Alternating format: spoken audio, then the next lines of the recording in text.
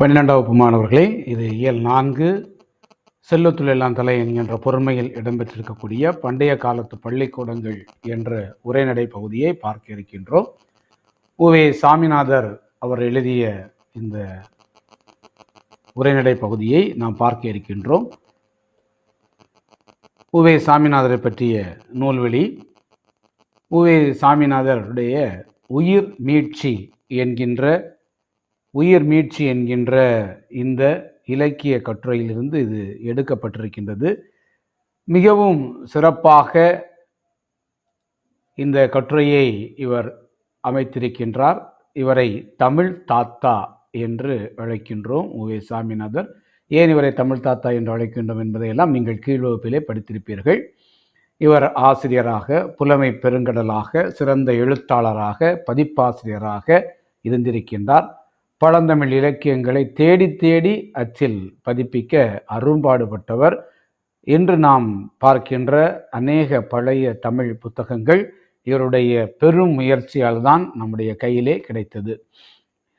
இவருக்கு மகாமகோபாத்தியாயா, திராவிட வித்யா பூஷணம், தட்சிணாந்திய கலாநிதி என்ற பட்டங்களை எல்லாம் கொடுத்திருக்கின்றார்கள். இவர் கும்பகோணம் அரசு கலைக்கல்லூரி, சென்னை மாநில கல்லூரியில் தமிழ் ஆசிரியராக பணியாற்றியிருக்கின்றார். 1932 சென்னை பல்கலைக்கழகத்தினால் இவருக்கு டாக்டர் பட்டம் கொடுக்கப்பட்டு அந்த அளவுக்கு பெருமைக்குரியவராக இருந்திருக்கின்றார். இன்று நாம் பார்க்கின்ற அத்தனை சங்க நூற்களும் இவருடைய பெரும் முயற்சியால் தான் நம்முடைய கையிலே கிடைத்திருக்கின்றன. இவரது திருவுருவச் சிலை சென்னை மாநில கல்லூரியில் வங்கக்கடலை நோக்கி நிற்கும் வண்ணம் நிறுவப்பட்டிருக்கிறது. சென்னையில் திருவான்மியூரில் இவர் பெயரால் ஊவேசா என்கின்ற பெயரில் ஒரு நூலகமும் இருக்கின்றது. இதுதான் அந்த நூலகம். நூலகத்தை தான் நாம் இப்பொழுது பார்க்கின்றோம். இவருடைய பெயரால் அமைந்திருக்கக்கூடிய நூலகம் இது. இப்பொழுது நாம் பாடப்பகுதிக்கு வருகின்றோம். நுழையும் முன் கல்வியும் அதன் நோக்கமும், கல்விக்கூட அமைப்பும், கற்பிக்கும் முறைகளும் காலந்தோறும் இலக்கியங்களில் தடங்களாக பதிவு பெற்றிருக்கின்றன. இன்று நாம் பெறுகின்ற கல்வியும் சரி, அந்த கல்வியினுடைய நோக்கமும் சரி, கல்விக்கூட அமைப்புகள் எல்லாம் எப்படி இருந்தன என்பதும் சரி, இது எல்லாமே இலக்கியங்களில் பதிவுகளாக இருக்கின்றன.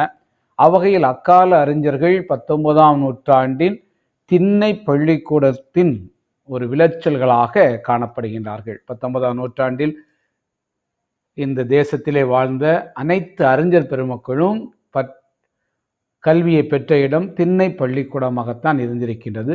அந்நாளைய கற்பித்தல் முறைகளை பழையன என்று புறம் தள்ளிவிடாமல் தேவையானவற்றை தேர்ந்து நாம் பயன்படுத்தினால் அவை இன்றைய கல்விக்கு ஏற்ற உரமாக ஆகத்தக்கவை. இந்த கட்டுரையானது சென்னை புரசைவாக்கம் சர் MCD முத்தையா உயர்நிலைப்பள்ளி ஆசிரியர் சங்கத்தினுடைய ஒரு முதல் சொற்பொழிவாக 20/7/1936 நிகழ்த்தப்பட்டு 16/8/1936 சுதேசமித்திரன் வார இதழில் வெளியான கட்டுரை. அந்த பள்ளிக்கூடம் சென்னையில் இருக்கின்றது. இங்கே நாம் பார்க்கின்றோம். இதுதான் அந்த பள்ளிக்கூடத்தினுடைய அமைப்பு. முதலாவதாக இந்த பாடத்தை தொடங்குவதற்கு முன்னால் பண்டைய காலத்தில் எப்படியெல்லாம் பள்ளிக்கூடங்கள் இருந்திருக்கும் என்பதை முதலில் நாம் தெரிந்து கொண்டு வருவது மிகவும் நல்லது. 11ஆம் வகுப்பிலே நாம் 4வது இயலில் தமிழக கல்வி வரலாறு என்கின்ற ஒரு உரைநடையை படித்திருப்போம். அந்த உரைநடையினுடைய பாதி பகுதிகள் இங்கே இருப்பது போன்று நமக்கு தோன்றும். அந்த 11ஆம் வகுப்பு பாடப்பகுதியும் 12ஆம் வகுப்பு பாடப்பகுதியும் நமக்கு இரண்டையுமே நாம் சேர்த்து பார்க்கின்ற போது பண்டைய தமிழகத்தில் எப்படியெல்லாம் கல்வி இருந்தன என்பதை நாம் அறிந்து கொள்ள முடிகின்றது. இந்த காலத்து பள்ளிக்கூடங்கள் இக்கால வாழ்க்கைக்கு ஏற்ற முறையில் மேற்கொள்ளப்படுகின்றன. இன்று இருக்கக்கூடிய பள்ளிக்கூடங்கள் எல்லாமே இன்றைய மாணவர்கள் எப்படி பள்ளிக்கு செல்கின்றார்கள் என்பதையெல்லாம் நாம் அறிந்திருக்கின்றோம். ஆனால் பழைய காலத்து பாடசாலைகளில் வழங்கி வந்த முறைகளே வேறு வகைகள். இன்றைய நிலை அன்று இல்லை. நம்முடைய நாட்டில் மிக பழைய காலத்தில் உபாத்தியாயருடைய வீடே பள்ளிக்கூடம். அந்த உபாத்தியாயர்னா யார் அப்படின்னு சொன்னால், இதை ஏற்கனவே நாம் 11ஆம் வகுப்பில் படித்தது தான். உபாத்தியாயர் அப்படின்னு சொன்னால் வாத்தியார், ஆசிரியர். அவருடைய வீடு தான் பழைய காலத்தில் பள்ளிக்கூடமாக இருந்திருக்கிறது. அதை குருகுலம் என்று சொல்லியிருக்கின்றார்கள். குருகுலம் என்று சொல்லியிருக்கின்றார்கள். கணக்காயர் என்பது உபாத்தியாருக்கு வழங்கப்பட்ட இன்னொரு பெயர். கணக்காயர் என்பது வாத்தியாருக்கு இருந்த இன்னொரு பெயர். கணக்கு என்பது ஒரு நூலின் பெயர். இது பாடப்பகுதியில் நம்ம அடுத்ததாக பார்த்தோம் அப்படின்னு சொன்னால், இரட்டை அர்த்தங்கள் மாண்டு போகவில்லை என்கின்ற ஒரு நூலை எழுதியிருக்கக்கூடிய பேராசிரியர் ஆக்கா பெருமாள் அவர்கள். இவர் கன்னியாகுமரி மாவட்டத்தை சார்ந்தவர். இவர் எழுதியிருக்கின்ற இந்த புத்தகத்திலே திண்ணை பள்ளிக்கூடங்களும் அண்ணாவிகளும் என்கின்ற ஒரு தலைப்பிலே இந்த விஷயம் வருகின்றது. ஏற்கனவே சொன்னது போன்று 19ஆம் நூற்றாண்டினுடைய அறிஞர் பெருமக்கள் அத்தனை பேருமே திண்ணை பள்ளிக்கூடத்தினுடைய விளைச்சல்களாகத்தான் இருந்திருக்கின்றார்கள். மில்டனின் சொர்க்க நீக்கத்தை தமிழில் மொழிபெயர்த்தவர் உயிரின மருத்துவராகிய வெள்ளக்கால் பா சுப்பிரமணியனார். இவர்தான் அந்த வெள்ளக்கால் பா சுப்பிரமணியனார். இவர் திருநெல்வேலி தெற்கு தெரு கணபதியார் திண்ணை பள்ளிக்கூடத்தில் 4 வருடங்கள் படித்திருக்கின்றார். அடுத்ததாக வரலாற்று ஆய்வாளரும் தமிழறிஞருமான டாக்டர் மா ராசமாணிக்கனார். இவர் மௌன குருவிடம் படித்திருக்கின்றார். இவர் ராசமாணிக்கனார். அடுத்ததாக நற்றிணை நூலின் உரையாசிரியரும் பின்னத்தூர் நாராயணசாமி என்கின்றவர். அவர் பின்னத்தூர் அருகே உள்ள கிருஷ்ணாபுரம் முத்துராம பாரதி என்பவருடைய திண்ணை பள்ளிக்கூடத்தில் இலவசமாக படித்திருக்கின்றார். அதற்கு அடுத்ததாக சுப்பிரமணிய பாரதியின் நண்பரும் வழக்குரைஞரும் தமிழ் அறிஞருமான நாவலர் சோமசுந்தர பாரதியார். இவர்தான் சோமசுந்தர பாரதியார். இவர் எட்டயபுரம் திண்ணை பள்ளிக்கூடத்தில் படித்தவர். அடுத்ததாக சிலப்பதிகார உரையாசிரியர் வெங்கடசாமி வல்லம் குருசாமி வாத்தியாருடைய திண்ணை பள்ளியில் படித்திருக்கின்றார். இவர்தான் வெங்கடசாமி நாட்டார். இவர் சிலப்பதிகாரத்திற்கு உரை எழுதியிருக்கின்றார். அடுத்ததாக மதுரை பல்கலைக்கழக துணைவேந்தராக இருந்த டாக்டர் வ சுபமாணிக்கம். இவர் மகிபாலன்பட்டி நடேசனார் திண்ணை பள்ளிக்கூடத்தில் படித்தவர். இப்படி நாம் பார்க்கின்ற போது இவர்கள் எல்லாமே 19ஆம் நூற்றாண்டுடைய விளைச்சல்களாக இருந்த இந்த அறிஞர் பெருமக்கள் அத்தனை பேருமே எந்தெந்த திண்ணை பள்ளிக்கூடங்களில் படித்திருந்தார்கள் என்பதை இரட்டை அர்த்தங்கள் மாண்டு போகவில்லை என்கின்ற நூலிலே ஆக்கா பெருமாள் அவர்கள் சுட்டி காட்டுகின்றார். பாடத்திற்கு வருகின்றோம். மன்றங்கள் என்றால் என்ன? ஊர்தோறும் பொதுவான ஒரு இடத்தில் ஒரு பெரிய மரத்தின் அடியே மேடை ஒன்று அமைக்கப்பட்டிருக்கும். இங்கே பார்த்தீங்கன்னா தெரியும், அந்த மேடை அமைப்பு ஒரு மரம். அதனைத்தான் மன்றம் என்றும் அம்பலம் என்றும் சொல்வார்கள். அப்போ மன்றத்திற்கு இன்னொரு பெயர் அம்பலம் என்றும் சொல்லியிருக்கின்றார்கள். இதுதான் அந்த அமைப்பு. இதை நன்றாக பார்த்து கொள்ளுங்கள். ஒரு பெரிய மரம், அதிலே ஒரு மேடை, அதை மன்றம் என்று சொல்லியிருக்கின்றார்கள். அதற்கு இன்னொரு பெயர் அம்பலம். மன்றம் என்பது மரத்தடியில் உள்ள ஒரு திண்ணை. அதுவே பிறகு திண்ணை பள்ளிக்கூடமாக மாற்றம் பெற்றிருக்கிறது. இது ஒரு பழைய திண்ணை பள்ளிக்கூடத்தினுடைய ஒரு புகைப்படம். இப்படித்தான் மாறி இருக்க வேண்டும் என்று சொல்லுகின்றார்கள். இயற்கையாக உள்ள மரத்தடியிலும் வனங்களிலும், வனம் என்றால் காடு, சென்று பழைய காலத்து மாணாக்கர்கள் கல்வி கற்றனர். இயற்கையான ஒரு மரங்கள், அதிலே மேடை போன்ற அமைப்பு, அங்கே சென்று மாணவர்கள் கல்வி கற்றிருக்கின்றார்கள். இப்போது பள்ளிக்கூடம் இருக்கும் இடத்தில் செடி கொடிகளை வருவித்து வனம் உண்டாக்குகின்றோம். இன்னைக்கு நம்ம பள்ளிக்கூடங்களை பார்த்தோம்னா இப்படித்தான் அங்கங்கே செடிகளை வைத்து நாம் காடை போன்ற தோற்றத்தை உருவாக்குகின்றோம். நாடகத்தில் வனங்களை திரையில் எழுதி தொங்க விடுவது போல, நம்ம இப்போ நாடகங்கள்லாம் பார்த்தோம்னா அதுக்கு பின்னால் இருக்கக்கூடிய அந்த திரைச்சீலைகளில் காடு போன்று படம் வரையப்பட்டிருக்கும். அதுபோல தான் இன்னைக்கு பள்ளிக்கூடங்களில் சட்டியிலும் வாயில்களிலும் நாம் செடி கொடிகளை வளர்த்து ஒரு வனம் போன்று, காடு போன்ற ஒரு தோற்றத்தை ஏற்படுத்தி கொள்கின்றோம். பள்ளிகள், மரத்தடியில் இருந்த இந்த பள்ளிக்கூடங்கள் நாளடைவில் சிறு குடிசைகளாக மாறியது. நாம் ஏற்கனவே பார்த்தோம், அது மரம் அடிகளாக இருந்தது. அது காலம் செல்ல செல்ல சிறு குடிசைகளாக மாற்றம் பெற்றது. பல இடங்களில் மடங்களில் பாடசாலைகள், இந்த மாதிரி மடங்களை கட்டி வைத்து அதிலும் பாடசாலைகளாக மாறியது. முதலில் மரத்திலே அதனுடைய அடியிலே மேடை அமைத்திருந்தார்கள். அது மன்றம் என்றும் அம்பலம் என்றும் சொன்னார்கள். அது நாளடைவிலே சிறு குடிசைகளாக மாறியது. இவை அதன் பிறகு அது என்னாகிறது, பல இடங்களில் மடங்களில் பாடசாலைகள் உண்டாயிருக்கின்றன. இந்த பள்ளி என்னும் சொல் முக்கியமானது. பள்ளி என்கின்ற இந்த சொல் ஜைன மடங்கள் பாடசாலைகளின் பொதுவான ஒரு பெயரானது. இதை நீங்கள் குறித்து கொள்ளலாம். பள்ளி என்கின்ற சொல் ஜைன மடங்கள் பாடசாலைகளின் பொதுவான ஒரு பெயராக மாறியது. பாடசாலைகள் வேறு, மடங்கள் வேறு என்ற வேறுபாடு இன்றி இரண்டும் ஒன்றாகவே கருதப்பட்டமையினால் பள்ளி என்பது இரண்டிற்கும் பொதுவான பெயரானது. அன்று கட்டப்பட்டிருந்த இந்த பாடசாலைகள், அதாவது மடங்கள், இன்று கட்டப்படுகின்ற பள்ளிக்கூடங்கள், இந்த இரண்டும் வேறு அல்ல, இரண்டும் ஒன்றாகவே கருதப்பட்டதால் இந்த பள்ளி என்கின்ற சொல் இரண்டிற்கும் பொதுவான ஒரு பெயராக மாறியது. தெரிந்து கொள்வோம் என்கின்ற ஒரு பகுதி இருக்கின்றது. இது அத்தனையுமே புத்தகத்திலே வருகின்ற தமிழ் அல்லாத வடமொழி சொற்கள். அந்த வடமொழி சொற்களுக்கான விளக்கம் இங்கே தரப்பட்டிருக்கிறது. இதை நாம் தெரிந்து கொண்டோம் என்றால் வகுப்பிலே உரைநடை பாடத்தை எடுக்கின்ற போது இந்த வார்த்தையினுடைய பொருள் எல்லாம் நமக்கு புரியும். வித்யாரம்பம் என்றால் கல்வியினுடைய தொடக்கம் என்று பெயர். வித்யாபியாசம் அப்படின்னு சொன்னால் கல்வி பயிற்சி என்று பெயர். உபாத்தியாயர் என்றால் ஆசிரியர். அக்ஷராபியாசம் அப்படின்னு சொன்னால் அக்ஷரம் அப்படின்னா எழுத்து, அக்ஷராபியாசம் அப்படின்னா எழுத்து பயிற்சி. கீழ்வாய் இலக்கம் என்றால் பின்ன எண்ணின் கீழ்த்தொகை. மேல்வாய் இலக்கம் பின்ன எண்ணின் மேல் தொகை. குழி மாற்று என்றால் பெருக்கல் வாய்ப்பாடு. இந்த பகுதியெல்லாம் முக்கியமானது. இந்த கீழ்வாய் இலக்கம், மேல்வாய் இலக்கம், குழி மாற்று இதெல்லாம் முக்கியமானது. 2 மதிப்பெண் கேள்விகளிலே இடம்பெறும். சீதாள பத்திரம் என்பது தாளை மடல். எப்படி ஓலை சுவடியில் அன்று எழுதினார்களோ அதுபோன்று தாளை மடலிலும் எழுதுகின்ற ஒரு பழக்கம் இருந்திருக்கிறது.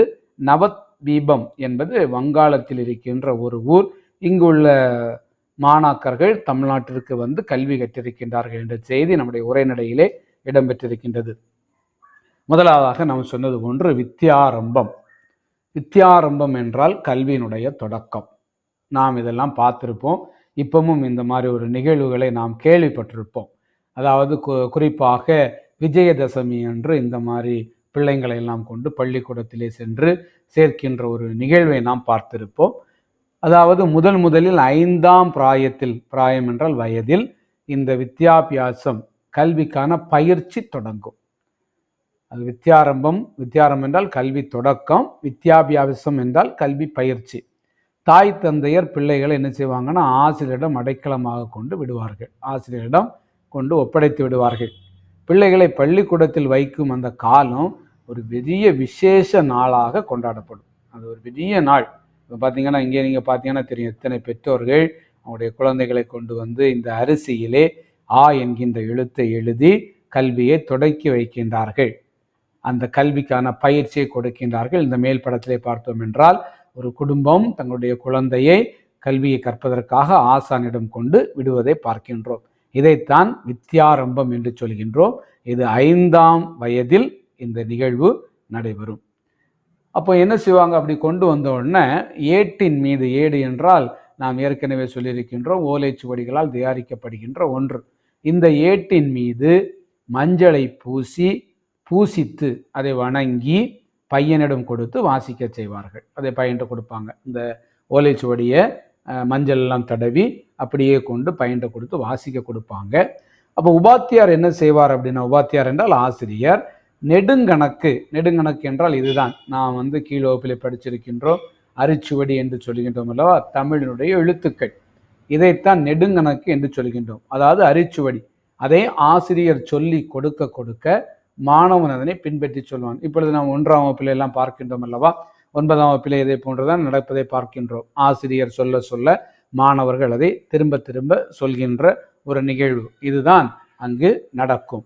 இவ்வாறு உபாத்தியார் ஒன்றை சொல்ல ஆசிரியர் ஒன்றை சொல்ல மாணாக்கன் அதை எல்லா மாணாக்கர்களும் சேர்ந்து சொல்வதை அதற்கு பெயர் முறை வைப்பது என்று பெயர். இது ஒரு முக்கியமான 2 மதிப்பெண் கேள்வி.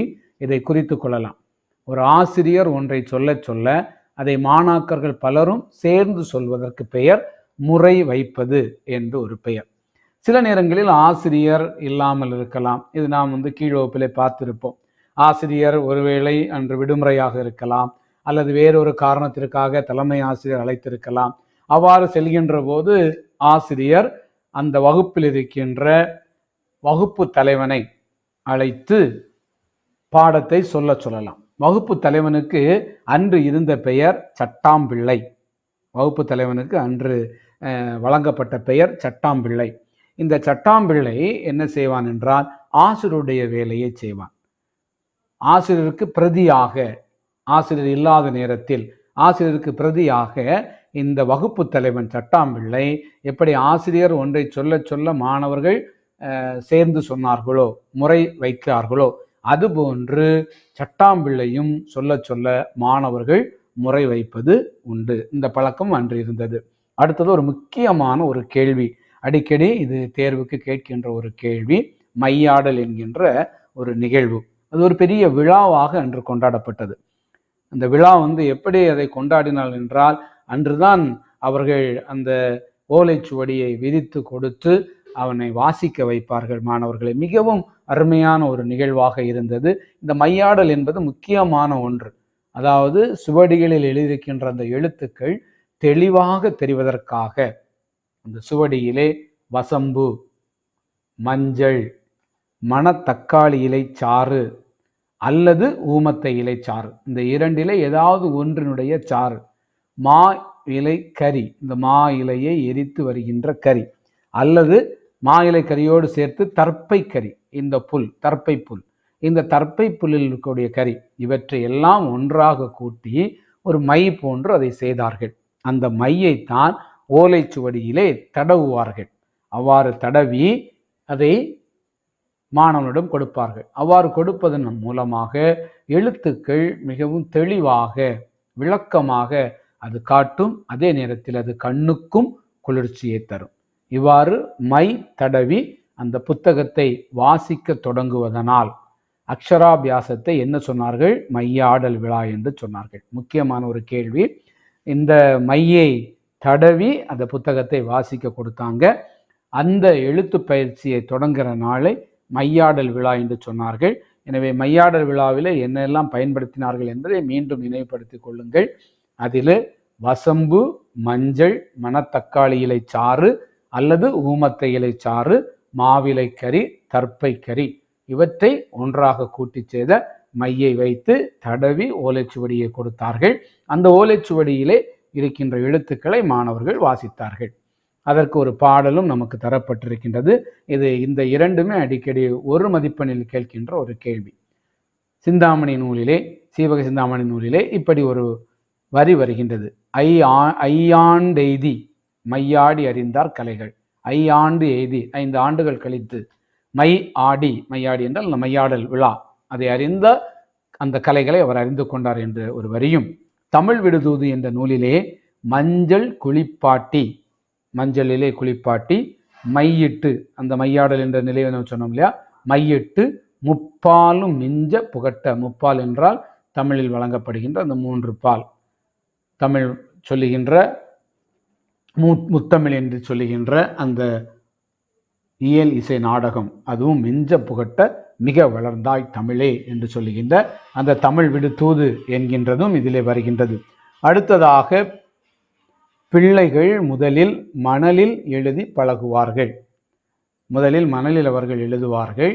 அதனால் அவருடைய எழுத்துக்கள் வரிசையாகவும் நன்றாகவும் அமையும். உபாத்தியார் முதலில் தரையில் எழுத, அதன் மேல் பிள்ளைகள் எழுத, பிறகு தாமே எழுதி பழகுவார்கள். பழைய காலத்தில் இப்போ நம்ம ஒரு 10-15 ஆண்டுகளுக்கு முன்னாடிலாம் போனோம்னா ஸ்லேட் அப்படின்னு ஒன்று உண்டு.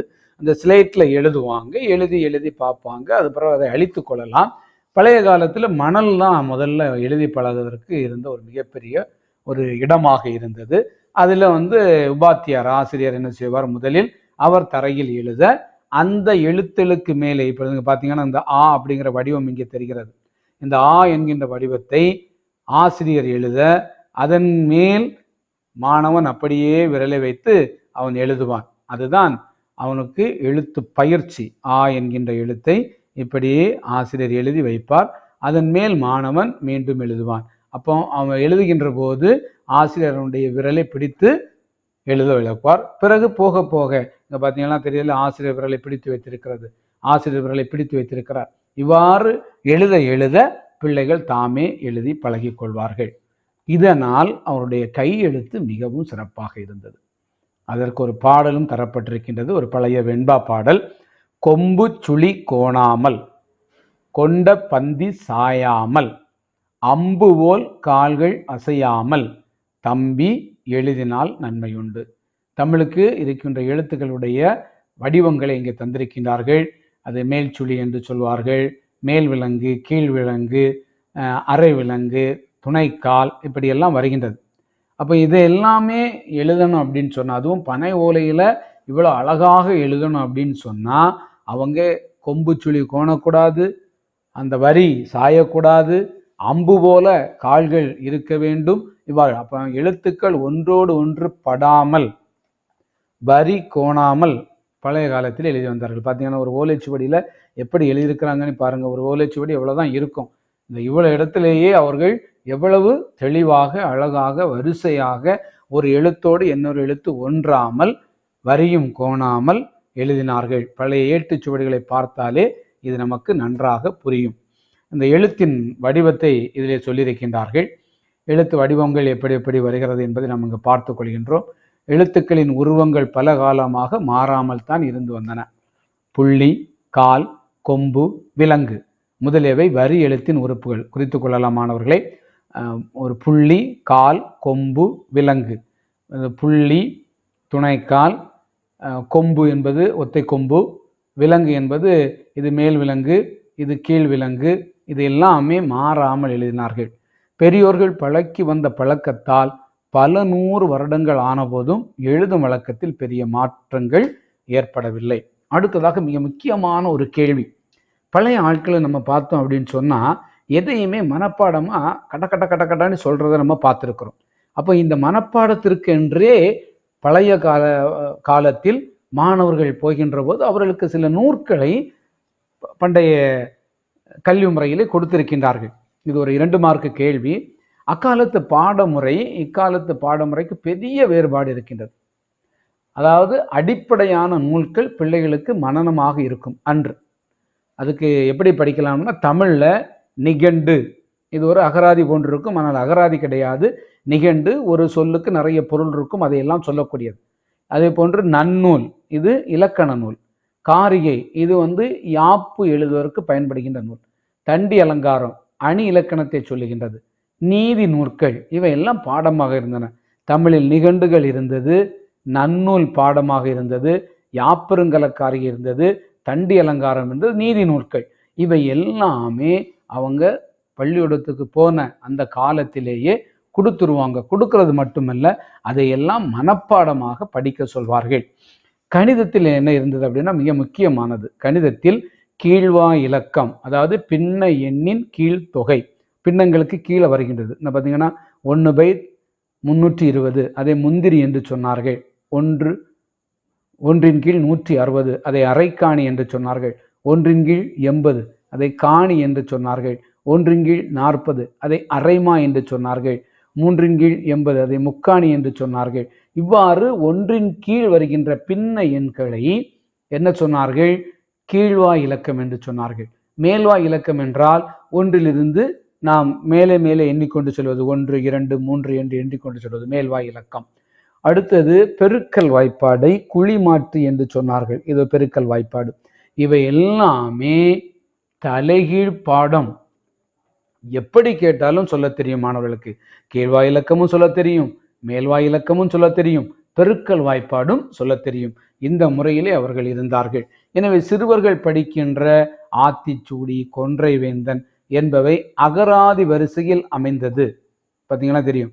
அ ஆ இ ஈ என்றுதான் வரும். அறம் செய்ய விரும்பு, ஆறுவது சினம், இயல்வது கரவேல், ஈவது விளக்கேல், உடையது விளம்பேல் என்று இந்த அகர வரிசையில், அகராதி வரிசையில் அமைந்து அது அவருடைய ஞாபகத்தில் நிற்கதான் இப்படி அமைக்கப்பட்டிருந்தது.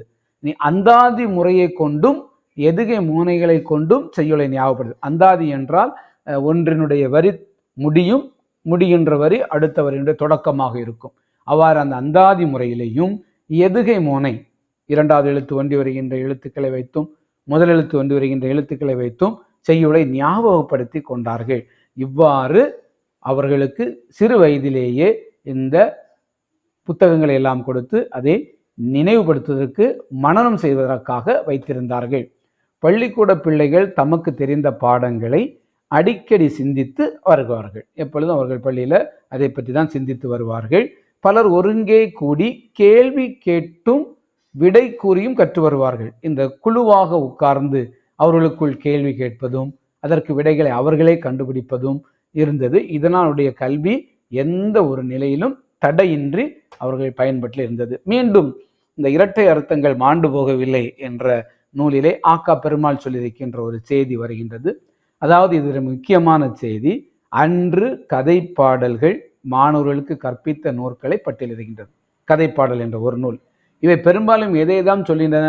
நீதி நூல்கள். எவையெல்லாம் நீதி நூல்கள் என்று பார்த்தால் ஆத்திச்சூடி, கொன்றைவேந்தன், மூதுரை, நல்வழி. இனி நிகண்டுகளை, அப்போ நீதி நூல்களையும் நிகண்டுகளையும் அவர்கள் கண்டிப்பாக மனப்பாடம் செய்திருக்க வேண்டும். இனி வியாபாரம் செய்வதற்கும் கோவிலில் பணி செய்வதற்கு ஏற்றவாறு அமைந்த கணித முறை கட்டாயமாக கற்பிக்கப்பட்டதை கதைப்பாடல்கள் என்ற நூல் மீண்டும் உணர்த்துகிறது. அப்போ அவர்கள் கணித முறைக்கு எதை பயன்படுத்தியிருப்பார்கள்? மேல்வாய் இலக்கம், கீழ்வாய் இலக்கம், குழிமாற்று, இன்னொன்று இருக்கிறது நெல் இலக்கம் என்று. இந்த வாய்ப்பாடுகளை எல்லாம் கட்டாயம் மனப்பாடம் செய்ய வேண்டும்.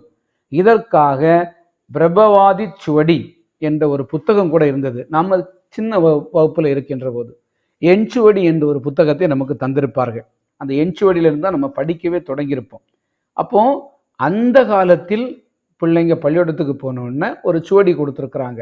அதுக்கு பேர் பிரபவாதி சுவடி. இதில் என்னெல்லாம் இருந்திருக்கும் அப்படின்னு நம்ம பார்த்தோம்னா, நீதி நூற்கள், நிகண்டு, தண்டி அலங்காரம், காரிகை, இவையெல்லாம் தமிழுக்காக.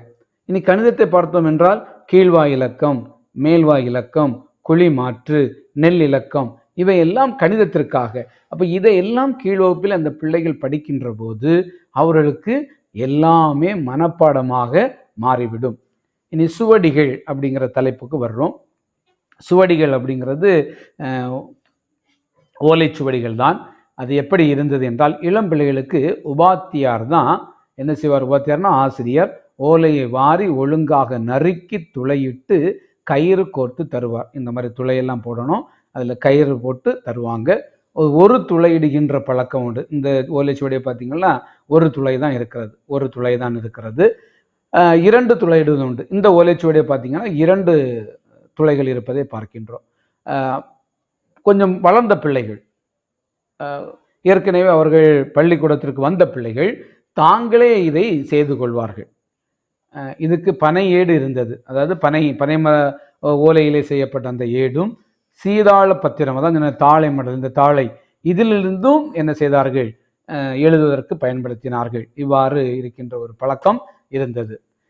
இனி பார்த்தீங்கன்னா இந்த இதை எப்படியெல்லாம் செய்தாங்க, அதாவது நீங்கள் வேற எது மாதிரி கற்பனை பண்ணண்டா, இன்னைக்கு நமக்கு ஒரு நோட்டு இருக்குது. அந்த நோட்டுக்கு உள்ள நிறைய பேப்பர் இருக்கும், தாள் இருக்கும், அதுக்கு மேலால் அட்டை இருக்கும். அந்த அட்டையை பார்த்தோம்னா ஒவ்வொரு புத்தக நிலையமும் ஒவ்வொரு விதமான வடிவமைப்போடு அட்டையை தந்திருக்கும். நிறைய வடிவமைப்புகளோடு அந்த அட்டைகள் இருப்பதை பார்த்துருப்போம். ஒவ்வொரு புத்தகம் விற்பனை செய்கின்ற கூடங்களும், கிளாஸ்மேட் அப்படின்னா அதனுடைய இது இருக்கும், நடராஜ் அப்படின்னா அது அதனுடைய வித்தியாசம் தெரியும் நமக்கு. அதே போல தான் அன்னைக்கும் பண ஓலைகளை அவர்கள் ஒழுங்காக எடுத்து நறுக்கி எல்லாம் செய்த பிறகு அதற்கு இன்று எப்படி நோட்டு புத்தகங்களுக்கு அட்டை இருக்கிறதோ அதுபோன்று அன்று அந்த பண ஓலைகளாக செய்தது. இதையெல்லாம் நீங்கள் ஒரு பேப்பர்னு கற்பனை பண்ணிவிடுங்க. உள்ளே இருக்கக்கூடிய பண ஓலைகள் எல்லாம் ஒவ்வொரு ஓலையும் ஒவ்வொரு பேப்பர் மாதிரி, ஒவ்வொரு தாள் மாதிரியும், மேலே இருக்கிறது தான் என்னது? அட்டை போன்று நம்ம கற்பனை செய்து கொண்டோம் என்றால், மேலே சட்டமாக பணமட்டையின் காம்பை நறுக்கி கோர்ப்பார்கள். இந்த சட்டத்தை எதில் தான் எடுத்தாங்க? பண மட்டையிலிருந்து எடுத்தாங்க. அதை நறுக்கி கோர்த்தார்கள். இனி மரச்சட்டங்களை வைத்து செய்வதும் உண்டு. இதெல்லாம் மரம், இது மரத்தில் செய்திருக்கிறாங்க. இந்த சட்டம் மரச்சட்டங்களை செய்வதும் உண்டு. செப்பு தகடை வைத்து சட்டம் செய்வது, இது செப்பு தகடை வைத்து சட்டம் செய்கின்ற பழக்கம் இருந்தது. அந்த சட்டங்களின் மேல் வர்ண மையினால் பல வகையான சித்திரங்களை எழுதுவதும் உண்டு. நல்ல டிசைன்ஸ் எல்லாம் பண்ணுறது உண்டு. நிறைய வித்தியாசமான இதெல்லாம் பார்த்தீங்கன்னா தெரியும், நிறைய வித்தியாசமான சித்திரங்களை எல்லாம் அதிலே வடிவமைப்பது உண்டு, படங்களை போடுவது உண்டு. இப்படியும் அவர்கள் செய்திருந்தார்கள். இனி இரட்டை துளையுள்ள ஏடுகளில் ஒரு துளையில் செம்பு கம்பி அல்லது மூங்கில் குச்சியை செருகி கட்டுவார்கள். நம்ம பார்த்தோம் ஏற்கனவே. பண ஓலைகளில் அவங்க என்ன பண்ணுவாங்க? இரட்டை துளையில் ஒரு இதில் வந்து செப்பு கம்பி அல்லது மூங்கில் குச்சியை செருகி கட்டுவார்கள். அதற்கு பெயர் நாராசம். நாராசம் என்ற பெயர். சுவடியை கோக்கும் கயிற்றின் ஒரு தலைப்பில் தடையாக பனை ஓலையை ஈர்க்கோடு கிளிமூக்கு போல கத்தரித்து அமைப்பார்கள். அதற்கு கிளிமூக்கு என்று பெயர். என்ன செய்வாங்க அப்படின்னு சொல்லி பார்த்தோம்னா, கயிற்றினுடைய ஒரு தலைப்பில் தடையாக பனை ஓலையையே ஈர்க்கோடு கிளிமூக்கு போல கத்தரித்து நம்ம பார்த்துருப்போம். இது சில நேரங்களில் நம்ம விழாக்களில் தென்னை ஓலையை வந்து ஒரு மாதிரி இப்படி கீழ்ச்சி வச்சிருப்பாங்க. அதே போன்று வடிவமைத்து கெட்டுவதும் உண்டு. இப்போது அச்சு புத்தகங்களின் அளவில் எவ்வளவு வேறுபாடுகள் உண்டோ அவ்வளவு வேறுபாடுகள் பனை ஓலைச்சுவடி. இன்னைக்கு பார்த்துருப்போம், நம்ம நோட்டில் எத்தனை விதவிதமான வடிவங்களில் நோட்டு வர பார்த்துருப்போம். பெரிய நோட்டு, கிங் சைஸ் நோட்டு, நோட்டுகளில் பார்த்தோம்னா எவ்வளோ மாடலாக இன்னைக்கு நோட்டு புத்தகங்கள் வருவதை பார்த்திருக்கின்றோம். இதை போலத்தான் அன்றும் ஓலைச்சுவடிகளிலும் அளவு வேறுபாடு ஓலைச்சுவடிகள் இருந்தன. இது எவ்வளோ நீளமான ஓலைச்சுவடியாக இருக்கிறது, ஆனால் இதை பாருங்க எவ்வளோ சிறிதாக இருக்கிறது. அப்போ இன்றைய எப்படி நோட்டு புத்தகங்கள் வருகின்றதோ அதை போன்று அளவு வேறுபாடுடைய பனை ஓலைச்சுவடிகளும் அன்று வழக்கத்தில் இருந்தன. இனி அடுத்ததாக மிக முக்கியமான ஒன்று எழுத்தாணிகள். அதாவது இன்று நாம் எப்படி பேனாவை பயன்படுத்தி பென்சிலில் இருந்து பேனாவுக்கு மாறி இருக்கின்றோமோ அதுபோல் அன்று ஓலைச்சுவடியில் எழுதுவதற்கு இந்த எழுத்தாணிகள் அதிகமாக பயன்பட்டன. அந்த எழுத்தாணிகள் எப்படி இருந்தன அப்படின்னு பார்த்தோம்னா, இந்த எழுத்தாணிகள் எல்லாமே 3 நிலையிலே இருந்தன. அதாவது ஓலையில் எழுதுவதற்கு உரியதை எழுத்தாணிகள் என்று சொன்னார்கள். இதில் பல வகை உண்டு. எழுத்தாணிக்கு இன்னொரு பெயர் ஊசி என்றும் சொல்வார்கள். இதை பயன்படுத்தி தான் இந்த ஓலைச்சுவடிகளில் அவர்கள் எழுத முடியும். இந்த ஓலைச்சுவடிகளில் எழுதுவதற்கு எல்லாமே அவர்கள் பயன்படுத்தியது எது? எழுத்தாணி. இதற்கு 3 வகையான எழுத்தாணி இருக்கிறது. மடக்கெழுத்தாணி, வாரெழுத்தாணி, குண்டெழுத்தாணி. இதுதான் மடக்கெழுத்தாணி, இது வாரெழுத்தாணி. இனி குண்டெழுத்தாணி, அதாவது கொஞ்சம் தடிமனாக இருக்கும்.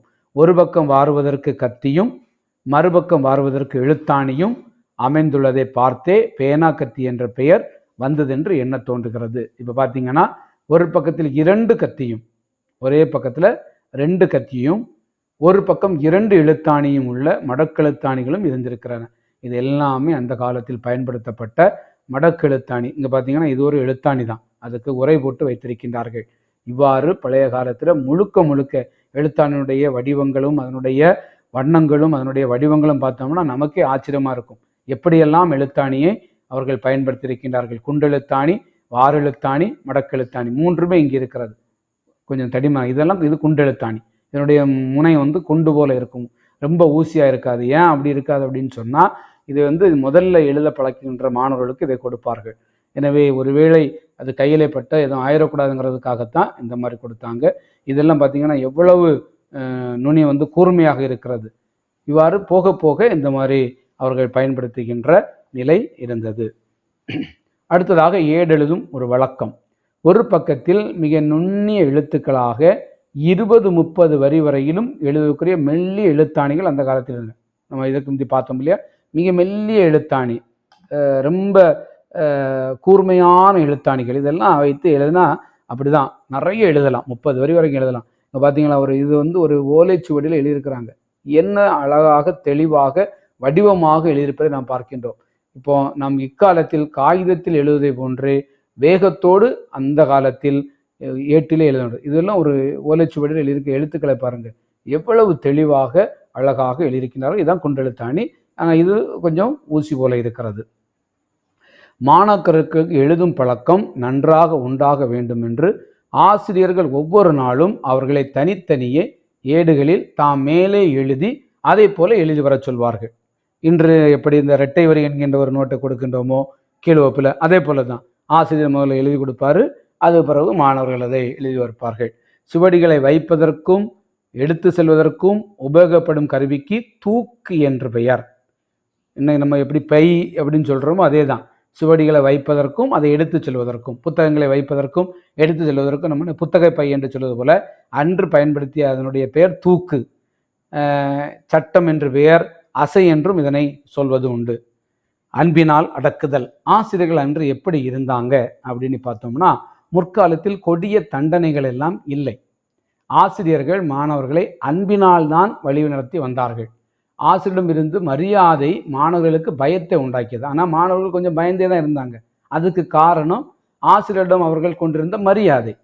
பிழைகளை மறந்தும் புரியாத நிலையில் அவர்கள் இருந்தார்கள். இனி வாதம் புரிதல். கல்வியில் வாதம் செய்தல் பள்ளிக்கூடங்களில் இருந்தது. மிக சிறந்த நூற்பயிற்சி உடையவர்கள் அரசவையில் வாது புரிந்து தம் கல்வி திறமையில் நிலைநாட்டினார்கள். இது முக்கியம். கல்வி பெறுவதனுடைய நோக்கமே தங்களுடைய அறிவை பயன்படுத்தி வாதம் செய்வதுதான். அவ்வாறு வாதம் செய்தவர்கள் மிக சிறப்படைந்திருந்தார்கள் என்று மதுரை காஞ்சி கூறுகிறது. இவர்கள் கொடி கட்டியிருப்பார் என்றால் அவர்கள் புகழோடு இருப்பார்கள். அவர்களுக்கு அந்த விஷயங்கள் எல்லாம் நிறைய தெரியும். அதனால் அவர்கள் வாதம் புரிய தயாராக இருப்பார்கள். பாடசாலையிலிருந்து தான் இந்த வாதம் புரியும் பழக்கம் வந்தது என்கின்ற செய்தியை மதுரை காஞ்சி என்ற நூல் நமக்கு சொல்கின்றது. பள்ளிக்கூடத்தில் மாணாக்கன் நூல் பயிலும் இயல்பை விளக்கும் ஒரு சூத்திரம் இங்கே சொல்லப்பட்டிருக்கிறது. முக்கியமானது, குறித்து கொள்ளுங்கள். அவன் எப்படி படிக்க வேண்டும் என்று நன்னூல் சொல்கின்றது. ஒரு பள்ளிக்கூடத்தில் ஒரு மாணவன் எப்படி படிக்க வேண்டும்? வினாதல், வினாயவை விடுத்தல், என்றிவை கடனா கொளினே மட நாணி இகக்கும். வினாதல் என்றால் எதையுமே கேள்வி கேட்க வேண்டும், எதையுமே கேட்க வேண்டும். வினாயவை விடுத்தல், அதாவது மற்றவர்கள் கேட்கும் கேள்விக்கு பதில் சொல்லவும் வேண்டும். கடனாய் கொள்ளினை, இதை நாம் கடமையாக கொண்டால் மட நனி இயக்கும், மடமை வேகமாக நம்மை விட்டு நீங்கும். எதையும் கேள்வி கேட்க வேண்டும், மற்றவர்கள் கேட்கின்ற கேள்விக்கு பதில் சொல்ல வேண்டும். இதை நாம் கடமையாக கொண்டால் நம்மிடமிருந்து மடமை என்பது மாறிவிடும். ஆட்சேப சமாதானங்கள் சொல்லி பழகிய பழக்கங்களே முதிர்ந்த நிலையில் வாதங்களாக வளர்ச்சி அடைந்திருக்கின்றன. சாந்துணையும் கற்றல். பல நூல்களையும் பள்ளிக்கூடத்தில் பயின்றதோடு நில்லாமல் வாழ்நாள் முழுதும் நம்முடைய நாட்டில் உள்ளவர்கள் படித்தே வந்தார்கள். பள்ளிக்கூடத்தில் படிக்கிறதோட சரி அப்படிங்கிற நிலையிலிருந்து மாறி வாழ்நாள் முழுவதுமே படித்து வந்தார்கள். எண்ணொருவன் சாந்துணையும் கல்லாதவாறு என்று திருக்குறளிலே கூறப்பட்டிருக்கிறது. எப்படினாலும் ஒருவன் படித்து கொண்டே இருக்க வேண்டும், எப்படியும் ஒருவன் இறக்கும் அளவு படிக்க வேண்டும் என்று சொல்லப்படுகின்றது. பள்ளிக்கூடத்திலிருந்து கற்கும் காலம் கடந்த பின்னர் பழைய காலத்தவர்கள் பின்பும் எங்கெங்கெல்லாம் கலைகளை கற்கும் ஆசிரியர்கள் இருந்தார்களோ அங்கெங்கெல்லாம் போய் தாங்கள் முன்பு கல்லாதவற்றை கற்று வந்திருக்கின்றார்கள். தங்களுடைய வாழ்நாளில் முழுவதுமாக படித்து கொண்டே இருந்திருக்கின்றார்கள். தான் சிறுவயதில் படிக்க முடியாத கலைகள் ஏதாவது இருந்தால் பிற்காலத்தில் வாய்ப்பு கிடைக்கின்ற போது அந்த கலைகளை கற்பிக்கின்ற ஆசிரியர்கள் எங்கெல்லாம் இருந்தார்களோ அங்கெல்லாம் சென்று அவர்களிடம் அந்த கலையை கற்று வந்திருக்கின்றார்கள். முக்கியமான அடுத்ததாக ஒன்று ஓதல் பிரிவு. இல்லறம் நடத்தும் காலத்தில் கூட வேற்று நாட்டுக்கு சென்று அங்கங்கே உள்ளோருக்கு தம்முடைய கல்வியை கற்பித்தும் வாதம் புரிந்து வென்றும் தாம் முன்பு அறியாதவற்றை கற்று வந்திருக்கின்றார்கள். ஓதல் பிரிவு என்பது முக்கியமான ஒன்று. இந்த பகுதி ஒரு கேள்வியாக வரும். இது தொல்காப்பியம் என்னும் ஒரு பழைய இலக்கண நூலிலே பிறவற்றிலும் இப்படி ஒரு பிரியும் காலத்தை பற்றி சொல்லப்பட்டிருக்கின்றது. அதற்கான வருடங்கள் எத்தனை என்றால் 3 வருடங்கள். ஒரு தலைவன் ஓதல் பிரிவுக்கு சென்றுவிட்டு மீண்டும் அவன் இல்லத்திற்கு வந்து சேர வேண்டிய காலம் 3 வருடத்திற்குள் அவன் வந்துவிட வேண்டும் என்று தொல்காப்பியம் சொல்கின்றது. தமிழ்நாட்டிற்கும் நவத்வீபம் என்ற இடத்திலிருந்து படித்து சென்ற பண்டிதர் பலரும் தஞ்சாவூரில் இருந்த ஆகம சாஸ்திர பண்டிதராகிய சர்வ சிவ பண்டிதரிடம் பல அந்நிய தேசத்து மாணவர்கள் கற்று சென்றிருக்கின்றார்கள். இந்த நவத்வீபம் தான் நம்ம முதலே பார்த்தோம். அது வங்காள தேசத்தில் உள்ள ஒரு ஊர். எனவே ஓதல் பிரிவு பண்டைய காலத்தில் மிக முக்கியமாக இருந்திருக்கிறது. குறிப்பாக தமிழ்நாட்டில் தஞ்சாவூரில் இருந்த ஆகம சாஸ்திர பண்டிதராகிய சர்வ சிவ பண்டிதரிடம் பல அந்நிய தேசத்து மாணவர்கள் படித்து சென்றிருக்கின்றார்கள். முதல் ராஜராஜ சோழன் காலத்தில் தஞ்சையில் பொறிக்கப்பட்ட சாசனத்தில் இந்த செய்தி தெரிகிறது. ஆகம அந்த செய்தி ஆகம சாஸ்திர பண்டிதராகிய தஞ்சாவூரிலிருந்து படித்த அந்த செய்தி நமக்கு முதல் ராஜராஜ சோழன் காலத்தில் இருந்த கல்வெட்டின் மூலம், சாசனம் என்றால் கல்வெட்டு, நாம் தெரிந்து கொள்ள முடிகிறது. திருவாவடுதுறை மடம், தருமபுரம் மடம் பல வருட காலம் தமிழ் கல்லூரி, வடமொழி கல்லூரியாக விளங்கி வந்திருக்கிறது. இந்த இரண்டுமே ஒரு காலத்தில் தமிழ் கல்லூரியாகவும் வடமொழி கல்லூரியாகவும் இருந்து வந்திருப்பதை நாம் அறிந்து கொள்ள முடிகிறது. தமிழ் சங்கம் என்று சொல்லப்படுபவை ஒரு வகை ஆராய்ச்சி பள்ளிக்கூடங்கள் தான். தமிழ் சங்கம் என்று சொல்லப்படுவதெல்லாம் ஒரு வகையிலே ஆராய்ச்சிகள் தான். இப்படியே பாலர்களாய்க்குரிய பள்ளிக்கூடங்கள் முதல் பழுத்த கிழவர்கள் இருந்து கற்கும் பள்ளிக்கூடங்கள் வரையிலும் பல பாடசாலைகள் தமிழ்நாட்டில் இருந்து வந்துள்ளன. இதனுடைய பின்னுரையாக ஒன்று நாம் பார்க்கின்றோம். காலத்தின் வேகம் அந்த பழைய காலத்து பள்ளிக்கூடங்களை மாற்றி அமைத்து விட்டது. பழைய காலத்து பள்ளிக்கூடங்களால் உண்டான நற்பயன், அவற்றில் படித்த பேரறிஞர் நமக்கு தந்துள்ள நூற்செல்வங்களை நினைத்தால் நமக்கு ஒரு பெருமிதம் உண்டாகும். அக்காலத்து முறைக்கு நாம் திரும்பவில்லை என்றாலும் அப்பள்ளிக்கூடங்களின் அடிப்படை உண்மைகளை நாம் அறிந்து கொண்டு வாழ முயல வேண்டும் என்று ஒரு பின்னுரையும் தரப்பட்டிருக்கின்றது. இதிலே சில செய்திகள் தெரிகின்றது. தெரியுமா என்று மாணாக்கர்களுள் பழையவர்கள் புதியவர்களுக்கு கற்பது பள்ளிக்கூட வழக்கங்களில் ஒன்றாக இருக்கிறது.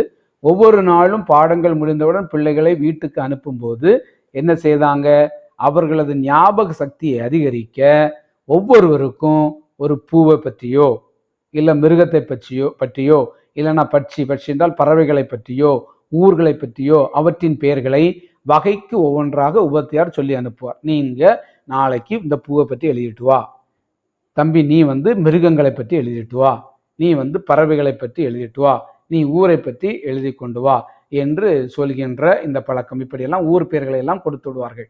அந்த பெயர்களை மறுநாள் மறவாமல் அவர்கள் சொல்ல வேண்டும் என்கின்ற ஒரு பழக்கம் இருந்தது. தெரியுமா என்ற ஒரு கேள்வி, இது ஒரு முக்கியமான கேள்வி. பள்ளிக்கூடத்திற்கு காலையில் 5 மணிக்கே வந்துவிட வேண்டும். அப்படி பிள்ளைகள் பெரியவர்களை அழைத்து வருவதுதான் வழக்கம்.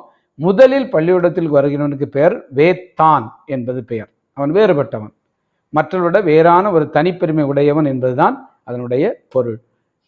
பிள்ளைகளுக்கு மணல் தான் ஸ்லேட்டின் நிலையில் இருந்தது. பழைய காலத்தில் மணலில் தான் எழுதினாங்க, அதுதான் ஸ்லேட்டினுடைய நிலையில் இருந்தது. பனை ஏடு தான் புத்தகமாக இருந்தது, எழுத்தாணி தான் பேனாவாகவும் இருந்திருக்கிறது. இவையெல்லாம் இந்த பாடத்தோடு தொடர்புடைய கேள்விகள். இவற்றையெல்லாம் நீங்கள் நன்றாக படித்து மிக சிறந்த அளவிலே மதிப்பெண்ணை பெற வேண்டும். வாழ்த்துக்கள். நன்றி.